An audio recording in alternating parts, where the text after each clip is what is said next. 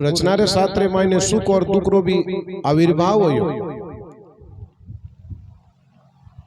तो भगवान री इन सृष्टि रे मायने प्रकृति री इन सृष्टि रे मायने दो विचारधारा ही, एक सुखरी और एक दुखरी। तो आखिर में उन टेम संसार रे मायने एक ऐडो वातावरण होयो कि सुख ने समझे जिको सुख रे अलावा दुख ने कदी अनुभूति नहीं करे, और जिनार मत दुख पड़े वे कदी सुख री अनुभूति नहीं करे। आखिर में परमात्मा री अहेतु की कृपा हुई और इन जगत रे मायने संतुलन करने रे वास्ते मारी भक्ति करनिया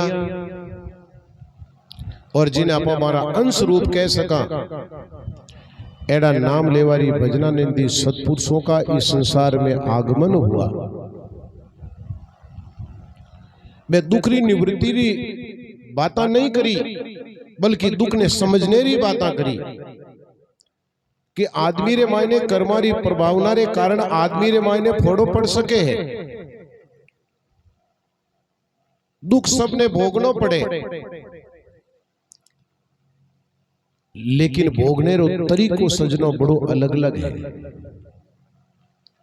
ज्ञानी तो हंस हंस करके भोगता, अज्ञानी रो रो करके भोगता है। जो आदमी ज्ञान की दृष्टि को प्राप्त कर चुके हैं, उनको जो दुख मिलता है वो दुख वो संसार की नियति समझ करके, अपना प्रारब्ध समझ करके कि हमारे जीवन में ऐसा ही होने वाला था, ऐसा समझ करके वो ज्ञान दृष्टि से उसको सहन कर लेता है। लेकिन जो अज्ञान दशा में जीवन जीने वाला व्यक्ति है, जिन पर संतों की कृपा नहीं है, जिन पर सत्संग की कृपा नहीं है, जिनका वाणी का आश्रय नहीं है, जिन पर संतों के प्रति अनुराग नहीं है, वो जब तक जीता है तब तक वो दुखी जीवन जीता है कि मेरे ऊपर ही ऐसा दुख क्यों हुआ। लेकिन अपन लोग सब लोग जानते हैं कि ये सुख और दुख एक व्यक्ति की विचारधारा से नहीं, बल्कि कितने कितने इस कर्मों की वेदना को भोगने के लिए इसको मनुष्य जीवन को भोग योनि कहा है। भोग योनि। आदमी कर्मों का लेखा जोखा कहां करता है? कर्मों का लेखा जोखा मनुष्य जीवन में होता, अन्य जीवन में नहीं होता है। और जो मनुष्य जीवन उसको मिलता है, तो बताओ प्रारब्ध के अंदर में जो मनुष्य जीवन में लिखा है वो उस जीवन में भोगना पड़ता है उसको। यहाँ सीताजी रो ब्याह होयो, इनसु पहली सीताजी री माता रो एडो भाव आयो। राजा जनक जी ने कहवे कि अपने बाई रे ब्याह रो टेवो एड़े ज्योतिषी रे कनु दिखाओ जिको इन ब्रह्मांड में सर्वश्रेष्ठ है। हम राजा ने कई बार है, राजा आदेश करियो कि भाई इन दुनिया रे मायने सबसे बेहतरीन भविष्य वक्ता कौन है, ज्ञानी कौन है? कि वही वशिष्ठ जी महाराज रे बराबर अबार वर्तमान रे मायने कोई ज्ञानी पुरुष नहीं है। आदर सहित ऋषि ने बुलाया, हमचार करिया, आया। राजा जनक ने कहो महाराज मने बुलाने रो कई यथार्थ है, कई कारण से बुलाया? क्यों मारी बेटी सीता है, उन्हें ब्याह करनो है, अच्छो टेवो देखो। तो इन जीवन रे मायने ने सुख ही सुख मिलनो, दुखरी इन अनुभूति भी नहीं होनी। इन ब्याह रो एडो चौकड़ियो देखो, एडो मुहूर्त देखो, जटू मारी बेटी मारे घर सो विदावे तो आगे रानी बन सुख देखे। मुहूर्त देखियो, सब विधि विधान सु के फलाने टाइम इतना टाइम रे मायने पानी ग्रहण संस्कार कराई दियो, थारी बेटी रे नव नंद वे जाए, बड़ी सुख पूर्वक जीवन जीवेला। लेकिन आपा बेटा जी का सबने ध्यान है। कबीर साहिब फरमायो नहीं कि कर्म गति टालियोड़ी नहीं। सीता हरण मरण दशरथ को वन में विपत्ति पड़े, कर्म गति टालियोड़ी नहीं टले। अब बताओ वशिष्ठ जी जड़ा महा मनीषी ने उनका मुहूर्त देखा और सीता जी री मां कहीं क्यों महाराज दक्षिणा लेवो जी की ले लो, लेकिन टेवो हकरो देखजो न, हमार मौको नहीं है तो साल भर आगे हिरकाई दीजो, अपने ब्याह री जरूरत को नहीं थी। जना वशिष्ठ जी क्यों कि इनु हाँ करो टेवो नहीं है और था हट के फेरा देव जी की बात करो। फेरा दिया रे लगभग 22 महीना रे बाद रे मायने सीता जी ने जंगल में जानो पड़ियो बाजी का राजसी सुखा मारो सुखारो परित्याग कर 14 साल तक जंगल में मायने रहनो पड़ियो। उठे भी होरो कट रहनो उठ में चोरान लेगा। हम बताओ इनु बड़ी कोई विपत्ति पड़नाली है कहीं?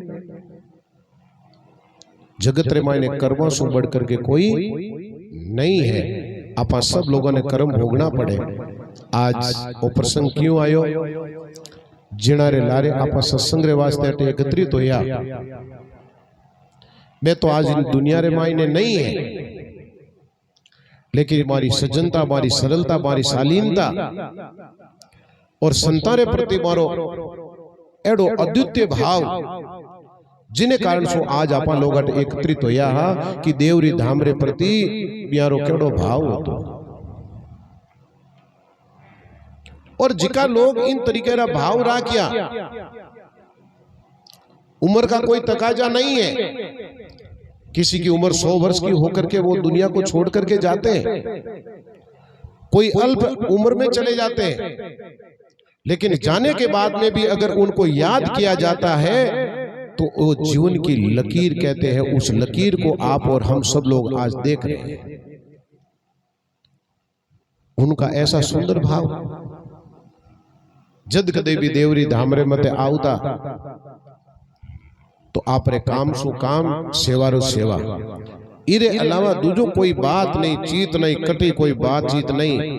और मैं कदी कदी पहली हंसतो मैं कह आवे जना 5-5 4 जना गोल गोल बेवे घना ए रात्रि संगत रे मायने वे जोगो कहीं का गूदड़ा नूदड़ा लेपरा नटी नटे हो बैठो घणो करे।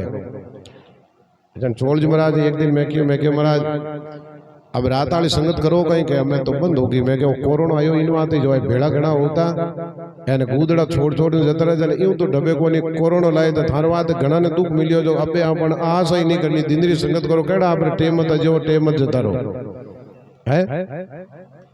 एक भाव रे कारण कदी एडी पंचायती रे माइन में कदी भाग नहीं लेवता। मारो जड़ो मारो जीवन केड़ो यो जिन कारण सो अगर वो आदमी हमारे बीच में नहीं है, लेकिन मुझे पूर्ण दृढ़ विश्वास है कि भोलाराम जी बाप जी गमडेराम जी बाप जी भी जीव रे मते कृपा ही और उन कृपा रे कारण वो जीव आप रे चरण रे मायने लेगा जरूर। उम्र कम ही लेकिन संतोरी कृपा रे मायने कोई तरह की कमी नहीं ही।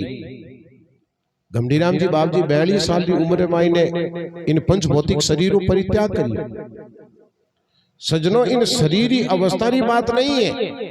अगर मैं तो एड़ा सतपुरुष अगर मैं चाहता तो और समय तक मैं जीवित रह सकता है, लेकिन 42 साल की अवस्था रे मायने संसार छोड़ने रो कई यत्न। उन्होंने कहा कि हमारी भक्ति हो गई, भोलाराम जी बाप जी की कृपा हो गई, संतों का आदेश हो गया, अब हमको तो यहाँ से जाना है। लेकिन आ कृपा किन मते हुई जिका हमारा विशेष अनुग्रही है। आप लोग हमेशा सोचा समझानी कि संतारी कृपा ने कौन लोग समझिया जिका लोग संताने समझिया ना